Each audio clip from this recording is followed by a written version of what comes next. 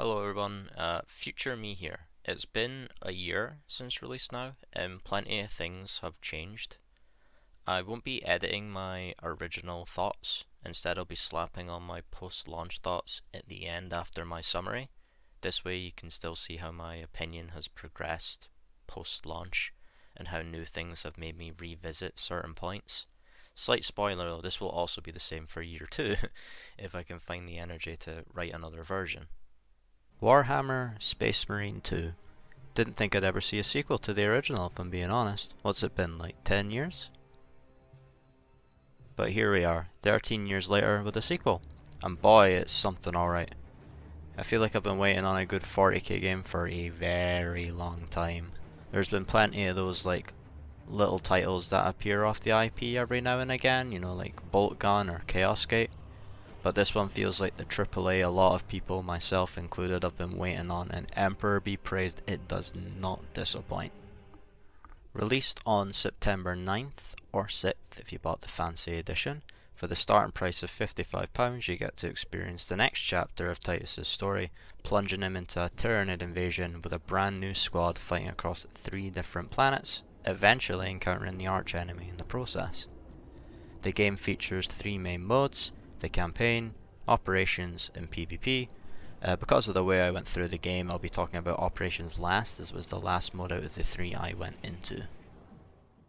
The campaign, how is it? It's good. It's a really good, solid experience. At the start of the game, you're given your 4 options for your difficulty: easy, normal, hard, which is the intended one, and brutal. I went with the intended, as it's written in the Codex Astartes not to show cowardice. Dropping in on your own as a member of the Death Watch, isolated from your team, you must try to reunite and complete your mission.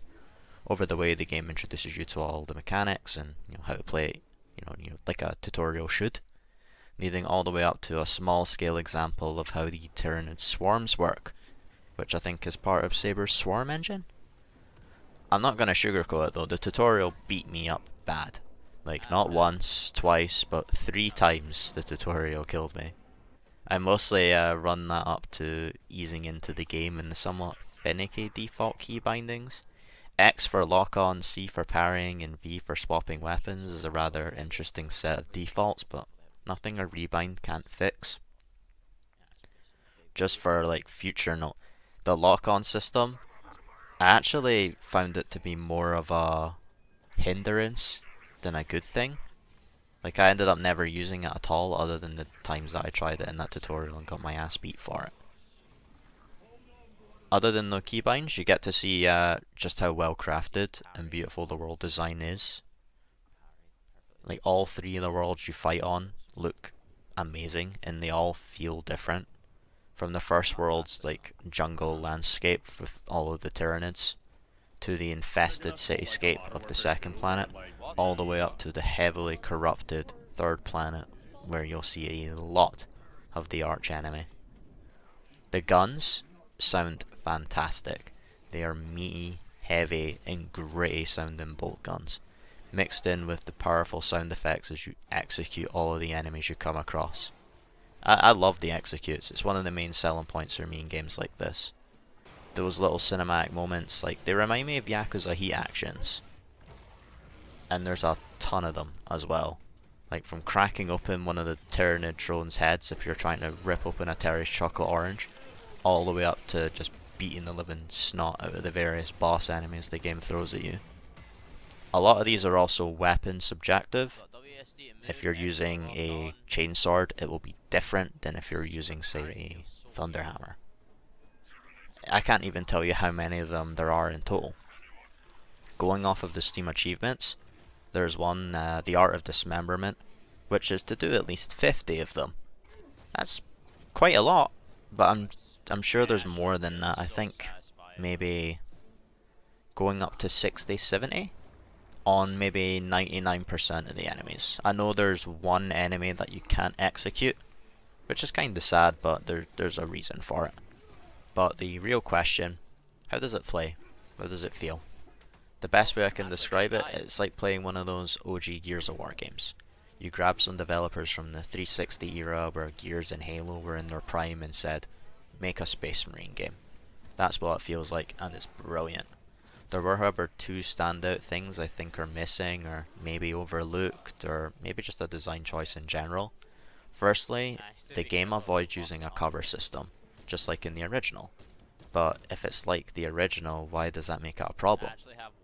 Well, the range units in this game are, how do I word this best, prominent.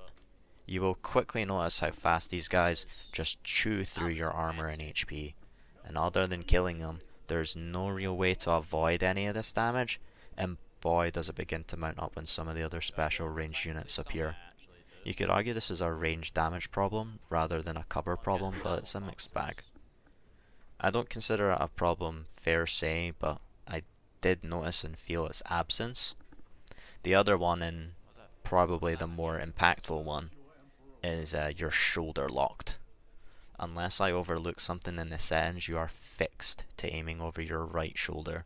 I think it's a bit odd for a third person game to restrict the camera in such a way, but only really becomes an issue in PvP, since with any third person competitive game mode, camera angle manipulation is a very big part of it, and being on the dominant shoulder side of a peak is considerably more advantageous than being on your opposite shoulder. After finishing the tutorial sequence, you're then introduced to the other main characters and side characters of the game, starting with the ever watchful eyes of Chaplain Quintus, then Akaran, the new captain of the Ultramarines, who then finally introduces you to your new battle brothers, Sergeant Gadriel and Brother Chiron. This all takes part on the battle barge. Consider this like a hub world for the game. I have a love-hate relationship with these. I love the idea of moving about the ship, exploring all the details left in an interactive way, rather than just looking at menu screens or lobbying systems. But in most cases, these come at a compromise of some UI usability or weird design choices. Unfortunately, there are some problems with it in this case, but I'll discuss them when we get to PvP. Regardless, from here the game opens up to you, and you can now freely choose what you want to do. The game is fully cooperative, with yourself and two friends being able to play through all of the modes together, even the campaign. I went through the entirety of the campaign with two of my friends, and we thoroughly enjoyed the experience. However, we ran into, let's call them issues, since I don't think it's bad enough to be considered a problem. It just rubs me the wrong kind of way. The first one being medkits, and well, health in general. Despite the healing system in place, where you can heal on melee hitting, recovering lost health similar to that of like Bloodborne, the ranged units are just too prominent for it to matter. If you're busy meleeing a swarm, those guys are just tearing through you, so we ended up coasting through most of the missions with next to no health at all. It got to the point where we were just going through the missions as fast as possible, ignoring a lot of the beautifully crafted areas, or ignoring the visual storytelling happening in missions, because we were competitively and aggressively hunting for medkits. Oh my god, medkit! No, I got stuck on a guardsman! No way! Get actually fucked. If there were some in some areas, it was usually only two, leaving one of us on life support, praying we don't get downed instantly into the next encounter. We did run into an area I would say is a problem. I hope it was just a one-off or gets changed, and by the end of the game we never saw it ever again, so I assume it's just a bug. In the third or fourth mission, you need to do a simple survival task, protecting an elevator as it moves you towards the next destination. Simple mission concept, so what was the problem? We died the first time we done it, and for whatever reason, the items we picked up on this elevator glitched out. Anything that we picked up in the previous run we couldn't use anymore. They were there visually, but we just couldn't interact with them. This included the ammo, the medkits, even the guns. So we tried again and again and again to get through this part, and each time we either died due to healing, ran out of ammo, ran out of grenades, just because nothing was usable. The ranged enemies also were in what I would consider to be a really unfair or unintended place. The swarms are meant to scale the sides of the moving elevator, but the ranged units could sit outside on these little platforms out of the boundaries, and they could essentially shoot through the terrain at you. And it just felt like they were just shooting you just through the objects on the map, because you genuinely couldn't see them. The only time I managed to find and see them is when I got within melee distance of the platform's edge, just to see them on this little slope, which would be very difficult to just shoot conventionally.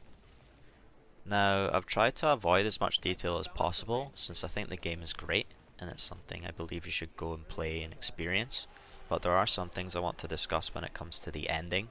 I'm not sure if what I'm saying would be considered a spoiler, but just take it as a spoiler warning anyway. I'll just flash something on the screen to say that it's over. So the ending, it has to be one of the best endings for a game I've seen in a while, but there's one detail that annoyed me a bit. In the final moments of the game, it kinda has an identity crisis. It's trying so hard to fan service that it goes a bit haywire. It's not that it's a problem, I think the way that they've done it is probably the best way they could, but the game turned into almost like snippets of gameplay and snippets of movie cutscening. And I really mean like snippets. You would get like 10 seconds of a gameplay segment and then 10 seconds of a cutscene segment, and it kept swapping back and forth again and again and again. It wants the player to feel like they are there in this really cool scene and gives them it for 10 seconds before increasing its intensity in the cutscene after. Versus, say, making it a full gameplay or making it a full cutscene. I don't really know what I think of it, as I think I would have enjoyed both versions, but I think this version is the most fulfilling. But it just feels off in how fast it swaps between the two states. Overall though, the ending is fantastic. A satisfying ending is one of the large plot twists is revealed at the very end, leading into an obvious cliffhanger, leaving the door open to DLC or just to bait out a third entry. See you in another decade for that one, I guess. To summarise the campaign as a whole though, it's a great experience. I loved all the interactions between the Battle Brothers and all the dynamic changes and interactions that happened inside the Battle Barge, between hinting at story changes, mechanics, and systems, as well as the overall reflection of the story progressing. Only 6 missions total, but these boys average at about 1 hour each, with some being a little longer. So maybe 8 hours of story to play through? That doesn't even consider replaying the game on the hardest difficulty. I'd say that's a pretty good time span for a modern game. One thing I think needs to be said as well, as I went through it with friends, I didn't see much of the solo experience, but I've been told that the AI is very bad for single player. More often than not, completely avoiding your bot squad members, instead focusing every ranged unit, special and boss entirely on you, which might contribute to the whole game's too difficult posts I've been seeing around. Next up is PvP. It's actually pretty damn enjoyable, putting the Astartes up against our archenemy, the heretical Astartes or Chaos Marines. It's got a lot of good things about it, but it's got its fair share of bad aspects too, most of which I think are tied to the game as a core product rather than a fault of the mode itself. Could even maybe call it an oversight on the devs' part to some degree. Overall, it's a solid mode and enjoyable gameplay experience. Just like the campaign, the gunplay feels really good. The gameplay itself is split down into 3 modes, which is alright as far as most multiplayer games go. Those being Seize Ground, Capture and Control, and Annihilation. Seize Ground is more or less your domination mode. 3 points appear spaced out on the map, and you want to control them to gain score until you hit the victory threshold, making sure to prevent your opponents from doing the same. Capture and Control is more or less King of the Hill. 1 point spawns and persists for about 100 seconds. Hold it to score points. Once the timer runs out, it will spawn again in another area of the map. And finally, Annihilation is just your standard TDM mode. Disappointingly though, these 3 game modes only have 3 maps total to play on, which is kinda lacking in my opinion. So the maps we do have are Mausoleum, Cathedrum, and Bastion. Most of them are as they sound really. Mausoleum is kind of like a crypt burial site, probably taking inspiration from the later half of the campaign on the Third World. Cathedrum is, well, a cathedral, I guess you could say. It's kind of like a library, a big monument building of some kind, probably taking inspiration from the Second Planet. And Bastion is kind of like your frontier outpost in the jungles, following the pattern, probably taking inspiration from the First Planet. So the multiplayer uses a more traditional class-based role system. There are 6 of these classes in total: Tactical, Assault, Vanguard, Bulwark, Sniper, and Heavy. Each of these classes has their own unique ability, similar to that of the campaign, and they are a mirror to that of Operations, which we'll talk about later. These abilities further differentiate the jobs from each other, giving them more of their own intended playstyles, strengths, and weaknesses. For example, the lower mobility classes tend to be more armoured, allowing them to sustain fighting much longer. Starting with the Tactical Marine, which is more or less your bog standard unit, they have the largest weapon variety of all the classes and access to their Auspex scan, which is kind of like a pulsing radar, if you will. Shoot at an area and in a sphere, it will mark enemies and make them more vulnerable to damage from your team. The Assault is your jump pack shock trooper, access to a handful of melee weapons to pick from. Their job, in my opinion, is more so to flank the enemy with aerial mobility, engaging in with diving attacks and into melee combos with the big thunder hammer. The Vanguard is the second of the mobility jobs, having access to a grappling hook, allowing them to traverse terrain quickly and access otherwise inaccessible areas for the other non-mobile jobs.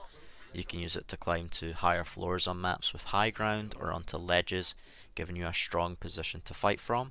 But this is also an effective offensive tool. You can grapple onto enemies, pulling you towards them and hitting them with a light melee attack on contact.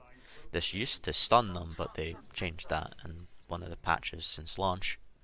But this puts you in a position to just either gun them down at close range, or just beat them to death afterwards. The Bulwark is pretty much your dedicated tank class, and is one of the most irritating classes to face so far in the game. It has 4 armor and a dedicated shield, which blocks pretty much every projectile thrown at it, so you can just stand still and just watch them just shoot every single bullet in you and it'll do nothing. To top it off, its ability is a chapter banner, which is a massive AoE armor recovery for all allies in its vicinity, and it is very, very powerful. I think it's probably one of the strongest, if not the strongest, one-on-one class as well. If you just find yourself against one, you're just never going to be able to use any offensive weapons against them other than crack grenades if you actually take them. The Sniper is pretty self-explainable. It has access to the 2 sniper rifles in the game and access to a stealth cloak. Credits to the dev for actually putting in a good stealth too. Like, it's not the weak shimmer stuff that you see in other games. You could use the stealth and stand still and people would walk right past you. Even if they're in combat, they might struggle to keep track of you in comparison to just any other type of game where it's like, right, I can see the Gaussian blur just like move across the screen. He's obviously there. Finally, the last class is the Heavy, which has access to the special weapons you find in the campaign, like the Heavy Bolter and the big boy Plasma Incinerator and the Multi-Melter. So these weapons just shred anything you're aiming at, but the problem is that it's very slow and you have to aim down the sights in order to utilize the most out of the weapon. It's not very good for hip fire shooting. The Iron Halo, which is its special ability, is a 180-degree shield, allowing you and your teammates to shoot through, but blocks opposing projectiles from the enemy until it either expires or it runs out of health. But to be honest, it has a lot of health. It's not going to run out anytime soon. You need to be very much dueling it for a while to get rid of it. All of these are also mirrored on the Chaos Marine side. There's no real difference between them, to be honest, other than just the weapon names and how they look. But there is a massive difference between the customization of them. I will give them props as to the customization of the characters in multiplayer. It's fantastically fleshed out with options to change absolutely everything about your Marine. To start it off, all classes have 7 unique armor sets unlocked by winning games or completing operations. If you don't like them or other aspects, you can pick and mix between them by creating your own custom armor set, choosing the pieces you do like and combining them to create a more genuinely unique Marine. But it wouldn't be a true Space Marine game if you couldn't rep your colours. At current, there are 30 chapters that you can pick from. However, 12 of these chapters are tied to DLC, the Ultramarines Cosmetic Pack, which looking at Steam currently isn't viable standalone, but instead is only available through the Season Pass. Not a good impression for day one if it's only cosmetic. Regardless of that, also prevents you from using their specific shade of colouring, as you can individually colour parts of your marine. So those colours are also locked away.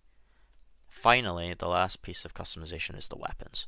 Every single one of the Astartes weapons comes with a variety of cosmetic skins that are unlocked by winning PvP matches. I personally dislike this being tied to wins, as it removes a lot of the individual ability out of the equation. Doesn't matter how good you are with a weapon, how many kills you get, no win, no progression. To me, it lacks the aspects of old COD games gave you. If you saw the skin for the weapon on someone, you know they've put the time in to get the headshots for it, or whatever the condition they need to meet to obtain it. Maybe I'm overthinking it, but to me it takes a lot of the momentum out of me knowing that my progression is tied to my team's performance rather than my own. With weapons being shared between classes, I end up unlocking cosmetics on weapons I've never even used. But when I said before that there was a major difference between normal Space Marines and their Chaos counterparts, I really meant it. It's genuinely rather sad how stripped the Chaos Marines are for customization in comparison to their counterparts. In comparison to the Space Marines' 30 chapters to pick from, they have 6. None of their classes have any armor sets, so no decorations to put on or change, in comparison to the 7 sets each class from the Space Marines get. Lastly, none of their weapons get any skins either. While the Space Marines get about 5 each on average across all weapons, it's a shocking difference between the two, which makes me wonder if it's because they will then sell the customizations for them later. Say a Champions of Chaos pack, which includes custom armor sets, each tailored to the respective gods, or to the respective fallen corrupted chapters.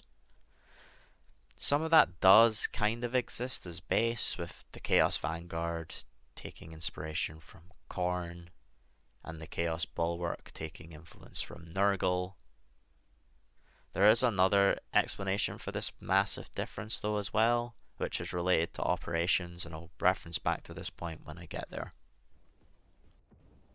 Other than the shortage of maps, there are 4 main things that annoy me about the PvP at current, and a few other smaller things that just kinda bug me.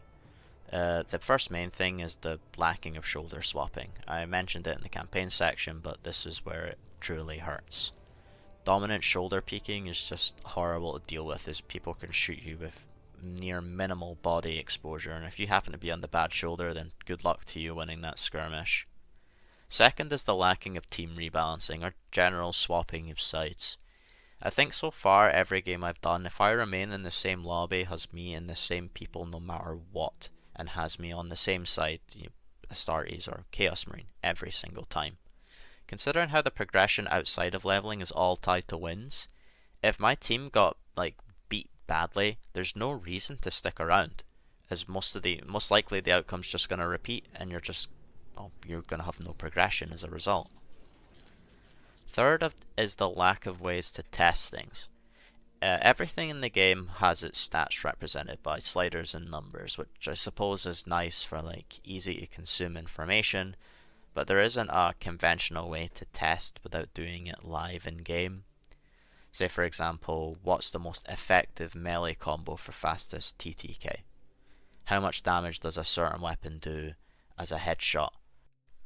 Other than to break guard or to one-shot as an assault on Thunderhammer, I don't know if I should ever value doing a heavy attack over just light spamming. It would be nice to have the facilities to find out that info without resulting to just doing it in-game.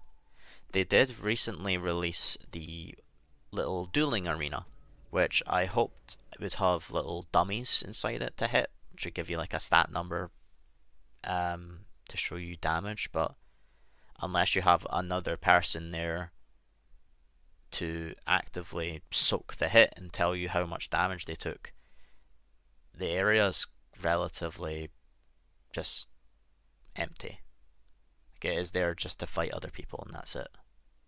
Finally, one of the things I think would be an oversight that I mentioned before is due to the game being at core built around 3-person squads, you can't go into matchmaking with more than 2 others at a time. Despite multiplayer game modes supporting more than 3 players, you're hardlocked to that squad size, which I think is a bit sad really. The problem being further emphasized due to the lack of a private match functionality, so you can't necessarily just have a game with just your friends in it. As for the smaller things though, I think the lack of executions in PvP are just a massive missed win. Especially with how we have the executions for the Chaos Marines in the campaign, but I do understand it would probably be a nightmare to balance and make work, but if they managed to do it, I think it would have been a really nice addition. Lastly is the tracking and progression as a whole. None of your stats are tracked in any regard, no KDA, no medals, no win-loss, absolutely none of it's tracked. I consider this stuff to be sort of standard in multiplayer games now. In a more frustrating way though, this also applies to the win unlocks. For all I know it might be a bug, but none of my skins or armor sets unlock conditions change. My tooltips showing my condition as win X games with the weapon, but after a win it remains X games. If it's not a bug on my end, it seems a bit lazy making the tooltips static. Account leveling is also equally as frustrating. There's no convenient way to see what you unlock at each level without manually running through all of the classes and weapons just to see their unlock level for each one individually. Finally, there is one other leveling system that even now still doesn't make much sense to me. Each class has its own independent level, or maybe proficiency might be the better word for it. This ranks up as you play the class specifically, but to my understanding, other than the little Roman numeral beside your name going up each level, it serves next to no real purpose at all. To sum it all up though, the PvP is still a good laugh to play, a bit lacking in a lot of areas, but still fun to spend an hour or two in with friends. I think it could benefit from a fair few changes. One of the biggest takeaways that I had after going through it a few times is that it felt kinda lacking. Maybe perks similar to that we see in COD might add some spice to it, encouraging other playstyles. But even if they were just to add some more maps and modes and some out of match tracking systems, would be a nice and welcome addition to give it some longevity. Operations. Now I saved this one for last, as to be honest not only was it the last mode I tried, but it's the one that kinda surprised me the most.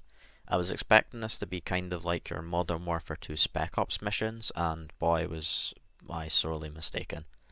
This is where the meat of the game is, to be honest, and a lot of the things that I questioned before tend to stem from this mode.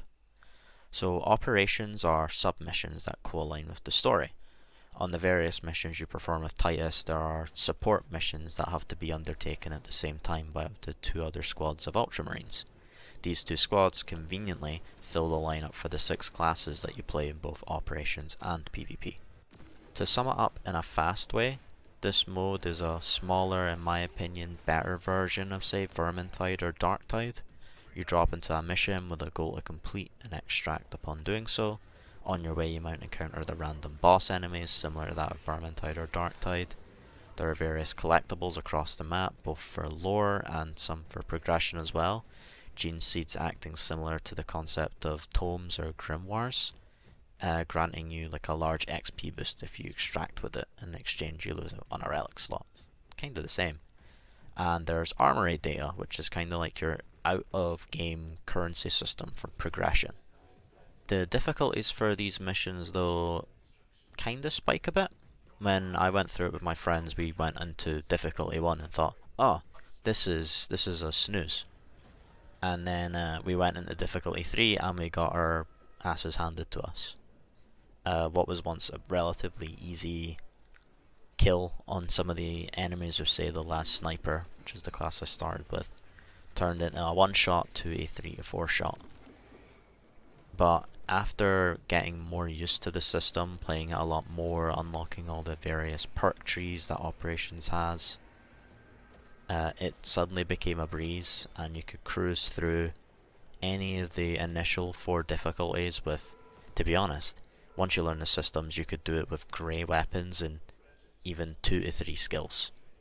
Once you just get the hang of what you need to do, the priority targets, and just operate safely without putting yourself in a position of dying.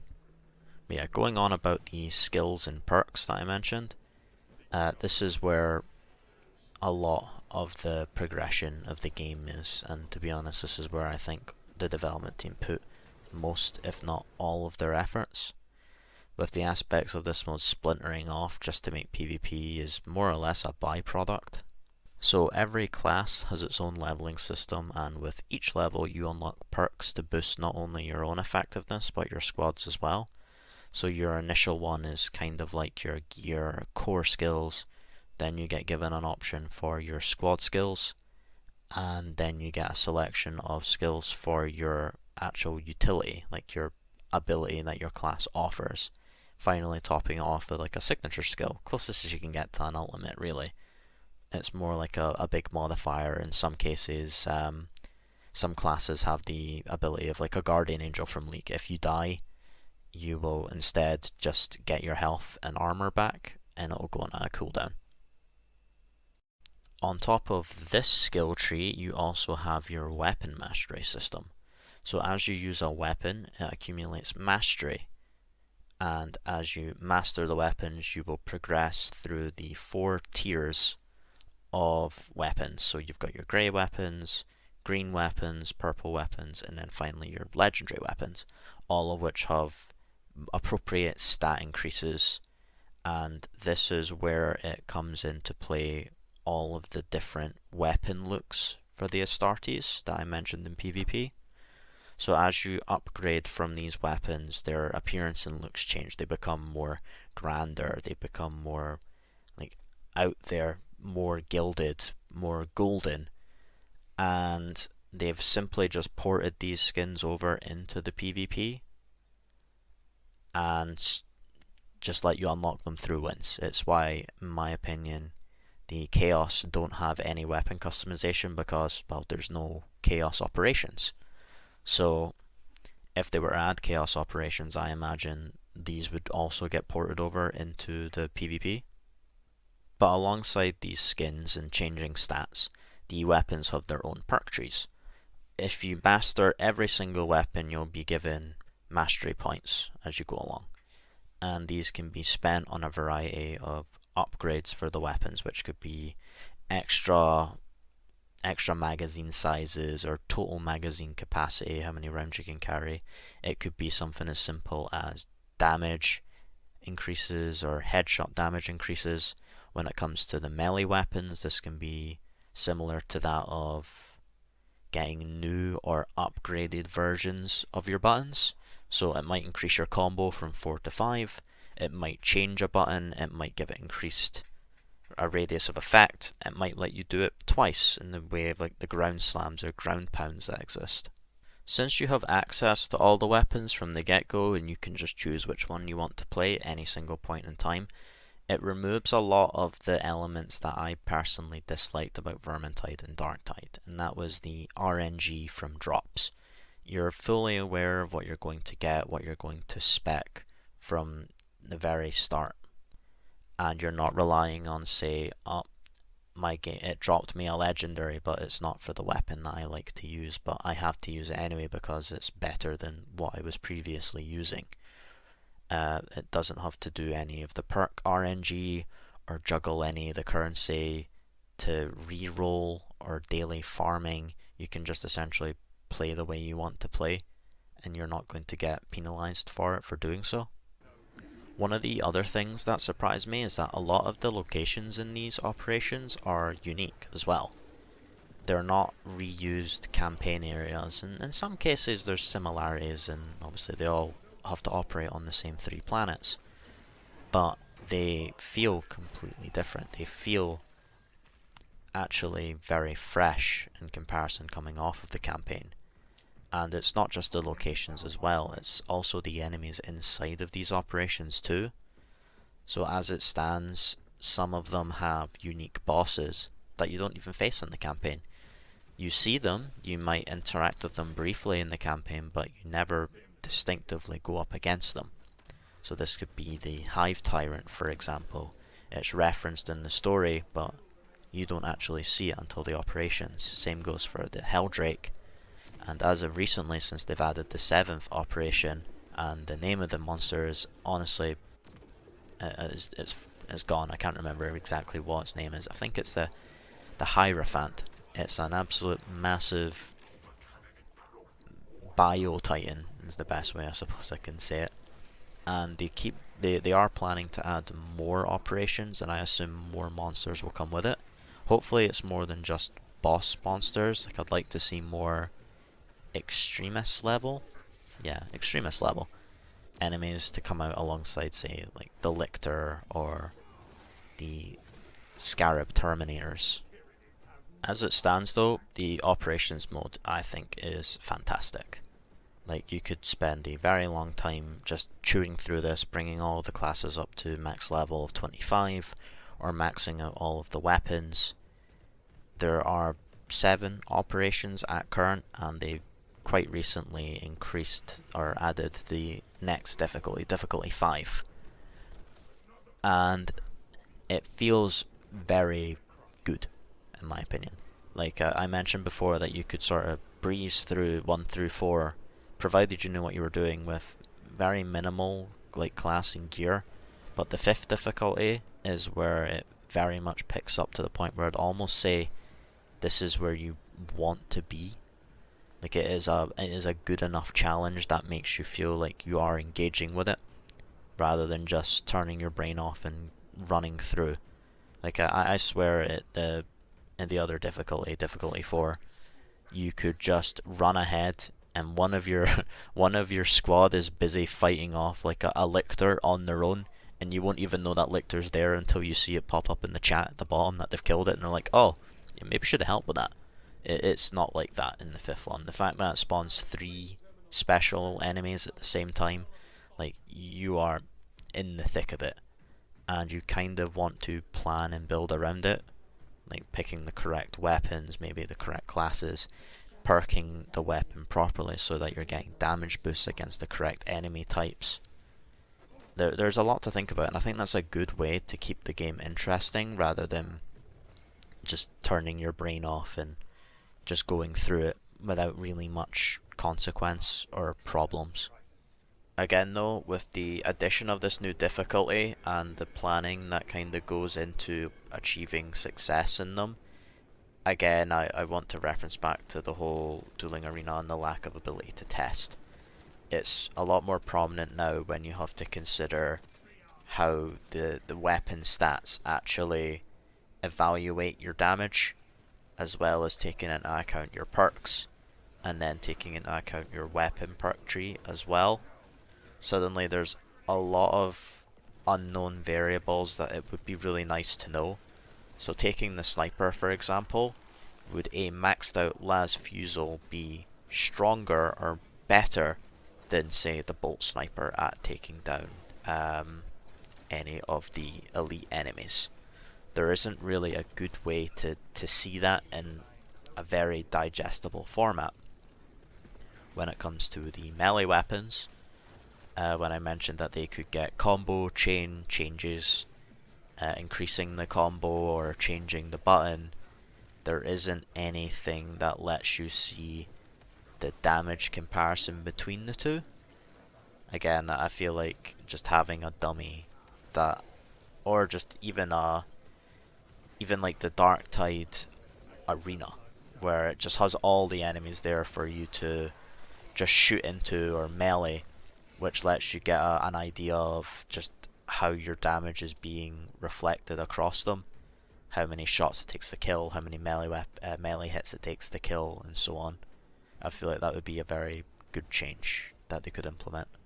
There is meant to be prestiges, I believe, coming to the PvE for operations as well, somewhere down in the future. I think it's on the roadmap, but I do remember them saying something along those lines of adding a prestige, and hopefully it adds some cosmetics as well, like alongside the final difficulty that they added. For completing those ones, you are given unique cosmetics for your marine to customize, provided you've completed them on the hardest difficulty. As your sort of, here's your medal. I hope they keep going down that path, and I hope prestiges, if they do bring them out, does follow that path of giving you something like a reward for doing so as well. Now, before I can sum up everything, there is one other topic I need to mention, and that's the game's future. And to do that, I'm essentially just going to be talking over the roadmap. Now, it's taken me so long to actually finish making this review that two of these chunks, except the Dark Angels cosmetic pack, has actually already came out. So ignoring the first two, as we go into the next year, we will see a bunch more content updates. Season 3 will bring a lot of new stuff to the table, another new operation which will have a new enemy type in it. Again, I hope this is a more conventional enemy type rather than a boss.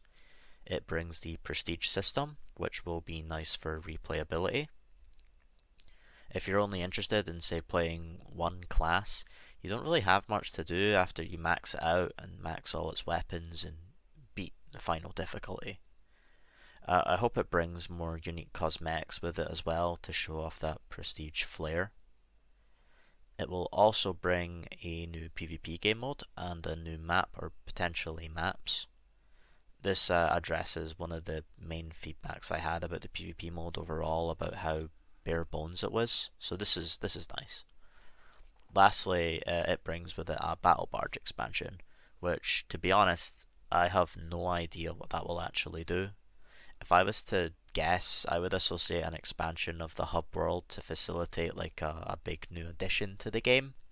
It might be an area associated with prestiging, or maybe it's a staging point for what they'll be releasing in Season 4, the Horde mode. And to be honest, I'm very much looking forward to that Horde mode, especially if they go down the route of Gears of War 3's Horde mode, where you could build placeables and defenses on the map. That I think would be just really cool overall. Other than that, Season 4 brings another new enemy type and another new weapon to play with. I personally wasn't too interested in the Neo Volkite pistol they added, but consistent beam weapons have never really been my thing. Alongside all of these though, if you have the season pass like I do, you'll be getting a bunch of cosmetics to play with as each season drops. Since we don't have the Dark Angels one yet, we don't really have anything to see what the champion packs and weapon skin packs offer, but if it's following the suit with the Ultramarine cosmetic packs, we might see up to 12 more chapter variants added with each one. So this brings me more or less to the end of the review. So lightning fast TLDR time, the game is fantastic. It has some issues like all games do. Nothing can truly be perfect after all, as one person's 10 out of 10 could be different for somebody else. But to me, with all the game has to offer and how well crafted a lot of the elements are, I personally think the game is, say, 8.5 leaning into a 9 out of 10. The aspects I think set back is mainly PvP elements, the lacking of a private match functionality to play the multiplayer purely with my friends, or at least fill out a full team rather than only 3 of us being able to play together. The lacking of stat tracking, yes, I know it's a minor gripe, but I like seeing how well I perform on each class, or how well I use their respective weapons. Maybe in the future those stats could even be used to make more engaging cosmetics that give the game more longevity in the form of goals to accomplish. So yeah, if you're a fan of the 40k universe, it's 100% worth picking up. I've heard it might even be made lore canon as well, so yeah, if you're one of the lore junkies, it's now canonized, potentially. I believe the game has an optimistic future, hopefully with them even continuing the game into a second year, maybe even more. I'm very much looking forward to see how they handle the Horde mode though. If it's similar to Gears of War's one, it'll no doubt help me get that 41k kills achievement, as that's the last thing standing between me and 100% completion. For those of you that have survived to the very end though, I do have one last thing to ask. This is the first time I've done a video review, and to be honest, I didn't think it'd be as much work as it was. So I'd love to hear any kind of feedback and comments about what you thought, like good things and bad. Maybe I talked too much about one point, or didn't mention or bring up another point. Even something as simple as, say, mic quality, or the volume, or hell, even my tone of voice. Just any information like that would make a big difference in the way I approach making these things going forwards. I do plan to be more active on Twitch, streaming games to then review them in a similar format to this, and then maybe even look into uploading the stream VODs here or onto a separate channel so that you can share my experience with the game as I play it. So yeah, thank you for watching, and see you later. Future me here again. It's been a year since launch, and we've seen all of the content appear that was promised in the Year 1 roadmap. I've been having a blast revisiting the game again, and have plenty of new thoughts on the game that's enhanced my opinion on it quite thoroughly, to be honest. So let's start with operations. When I done the review before, there was only the 7 operations at that point. There's now 9. Again, all of them are unique. We have now got the last story tie-in with Obelisk, and then a completely new sort of side story, separate mission in Exfiltration. Alongside these 2 new operations, there's also been another difficulty added, this being Absolute. This is the 6th difficulty, and is tailored to the more battle-hardened and fully geared Astartes. And when I say fully geared, I genuinely mean it. Plenty of balance changes have hit the weapons in the skill trees of both your Marines perks and the weapons perks themselves. There have also been plenty of new weapons added, such as the Neo-Volkite pistol and the Infernal pistol. Some classes have also been given access to other weapons that were previously restricted. So Bulwark now has access to the Thunder Hammer, and more or less nearly all classes can use the Heavy Bolt pistol. As advertised in the roadmap, we've also been given the new Prestige system. This is capped out at 4 prestiges, where every prestige you lose all your levels and all your perks. This doesn't impact your weapon levels though, but the reward for doing all of these prestiges is new extra perks to further buff your Marine, or allowing for strengthening of certain playstyles. All of this has kinda helped foster quite a diverse class building community.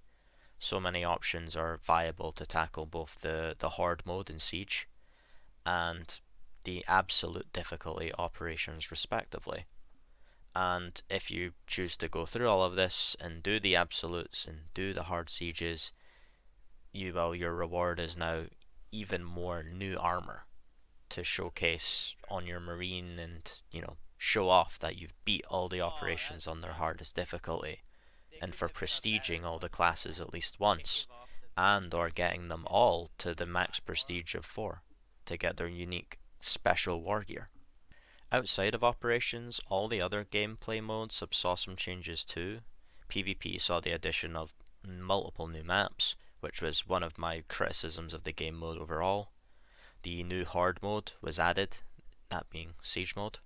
Part of me hoped it would be similar to that of, say, Gears 3, and although it wasn't exactly what I hoped for, it's still a fantastic mode that does take elements that I did want to see appear in it. The mode is infinite in length, with the difficulty spiking each milestone, so every 5 waves will be a boss wave, and upon completing it you will move to the next area of the fortress. In certain waves there will also be like bonus objectives to complete. Doing these will grant you some special mid-game currencies that can be used to call in support from the chapter. These can be ranging from spawning in a dreadnought to spawning in additional AI Astartes members to accompany you, and you can even bolster the Cadian NPC trip resistance with additional numbers. And to be honest, that Cadian one is my favourite. I'm so fed up of the trope that you, the player, has to do literally everything, and these Cadians do actually exist enough to deviate attention from you, and it feels so much more dynamic for it, rather than those games where you get help at the start and then within 5 minutes they're already dead and it's just you doing everything for the rest of the mission. Lastly, tying all of these changes together is the new data vault. Another one of my criticisms from before was that the lack of challenges in stat tracking. Other than grinding operations, there was no real sub-goals. This new data vault addresses this concern completely. The ordeals system is like an in-house set of challenges for all the game modes. These range from, say, doing the operation missions 10 times, or marking total number of enemies with auspex, or killing specific enemies, or killing them in specific ways, and so on. Doing these challenges gives you a new research currency. These can be spent to acquire, say, like lore entries on the factions and prominent characters in the game, acting as more or less a database, as well as letting you see the character models for both allies and enemies.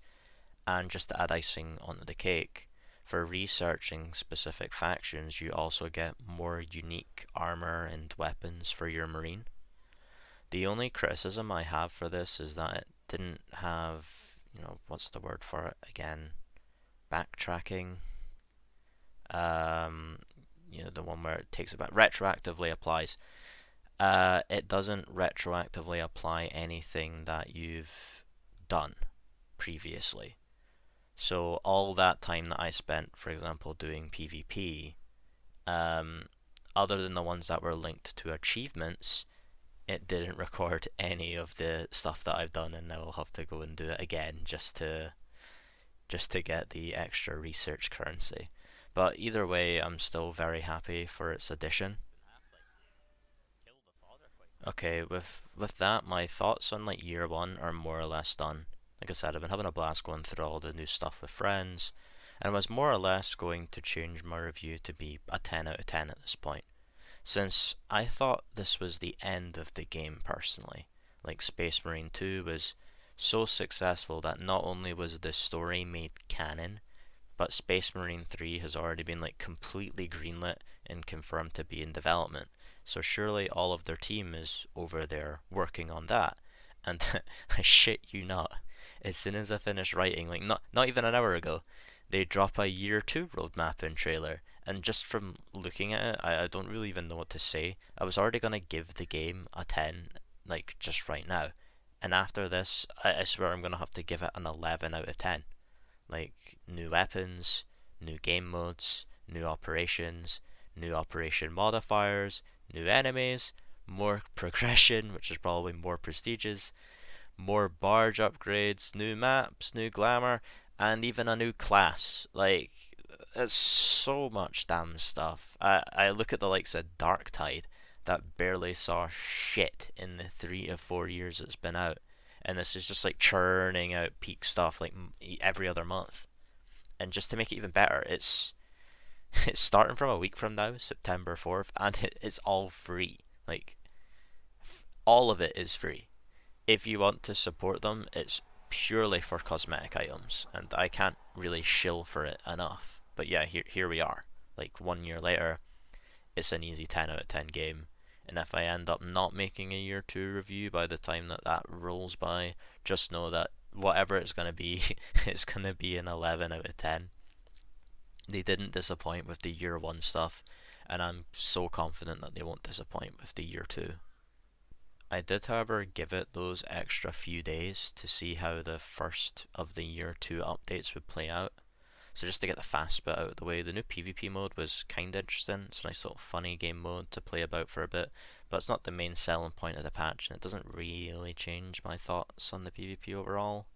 They did, however, add customization options to your Chaos Marines, which is one of the criticisms I had originally. Sadly, it's not really on a piece-by-piece basis, but rather a full armor set, everything or nothing type of deal. But it's still better than being stuck in your like default tin can outfit though. The big bulk of the patch comes in the operations mode additions. So there's 3 new weapons to play with: the Pyre Blaster, Pyre Cannon, and the Power Axe. I've not tested the axe yet, but reading its perks, it's got some really good things going for it. It's like CC immunity in its power stance, and a new perk that, while in power stance, you don't lose contested health. It paints this weapon as a really good survival tool in my eyes. The other 2 weapons I've already taken to Relic. These are the flamethrowers of the game. You probably got to play with them in the story during the missions with those little Tyranid swarms. I've not really made my mind up about how I feel about these weapons, since they absolutely destroy Minoris, but it's a very so-so performance against like Majoris or higher level enemies. The base damage of the flamethrowers aren't their shining point, but more so like this burn state they inflict upon the enemy. So this burn state is a damage over time effect. But so far I've not really been able to work out how that burn state applies damage. Like, is it based on the weapon's damage stat? Is it based on the target's max HP? Does a higher tier of flamethrower increase that HP percentage dot? You know, the dot does respectable damage, but when the dot is applied, it's not like you're stacking it up, making it bigger. Like, you have applied the dot, and that's it. Now you're just doing the raw damage of the weapon, and at that point, it feels really weak. Like, I feel like you're meant to apply the burn state, then swap to a sidearm or go into melee to continue your better damage, and only swapping back when you need to reapply the dot when needed. I also feel they suffer from being a bit too isolated from the other weapons. There are no class perks that specifically help the weapons in comparisons to the perk Tactical have. You know, there's one specifically tailored for bolter weapons or plasma weapons. Heavy has their perk specifically tailored for the multi-melta. The only perks the flame weapons really get to support their own use is just their own weapon perk trees, which mostly sums up to increasing the strength, length, and damage of the burn state dot, even at the cost of reducing the weapon's base damage, with the only other route available on that perk tree being, well, Heavy gets the option to debuff enemy melee damage by 20% on burning targets, while Tactical has the polar opposite, in which enemies take 20% extra damage from melee while burning. So the tank sort of becomes your mitigated flamethrower, and the Tacticals becomes your offensive flamethrower. Again, playing into that whole set target on fire, do melee in between, reapply dot, and repeat. There is like one last sleeper thing about the flamers. You might consider this a pro or a con, and that's the fact by using it, you single-handedly ruin the day of any melee player by drowning their screen in a fire visual effects to the point where they can't even see where they are or any parry window whatsoever. They also added a new special tier of weapon into the game, with these being the heroic weapons. Think of them like special custom versions of the base weapons with special perks that alter their playstyle or directly buff existing ones. Although the current batch of them seem very so-so to me, there isn't one available yet for any of the weapons I was using.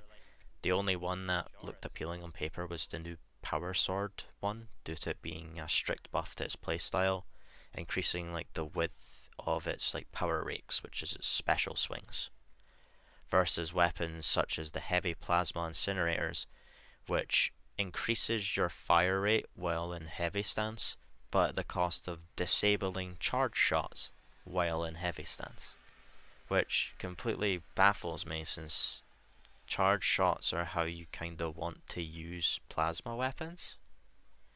Like, it's heavily tailored into its perk tree, with perks that change the damage, blast radius, and energy cost of charge shots while in heavy stance. So just by taking that heroic weapon, you've just made 7 or 8 of your perks literally useless. These new weapons though are all unlocked with a new currency gained from completing a set of daily and weekly stratagems. This is a separate mode from operations, but it's more or less the same thing other than one key difference.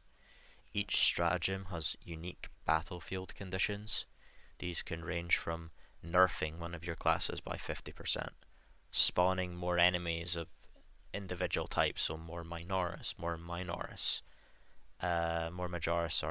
and more Extremis, or giving you buffs whenever you shout for the Emperor, and all the way up to the unkillable Lictor, and the low Minecraft render distance mode, which still haunts me today. Anyway, this mode is a much needed like splinter path in the progression system. Like, I think it's very much welcomed. The end game now isn't just a case of, oh, I did max difficulty and leveled my classes, I guess I'm done. Now you have like a reason to play maybe once a day or once a week to get all the new currency. Might not be useful now if you don't like the current weapons or armor available, but they're sure to add more over time with at least like 2 patches in that roadmap specifically stating new stratagem rewards. But so far, that's the first patch of the year 2. I think it's really good. Again, game good. Go get it. It's even on sale. If I manage to release this by this before the sale ends. So yeah, go get it. It's good.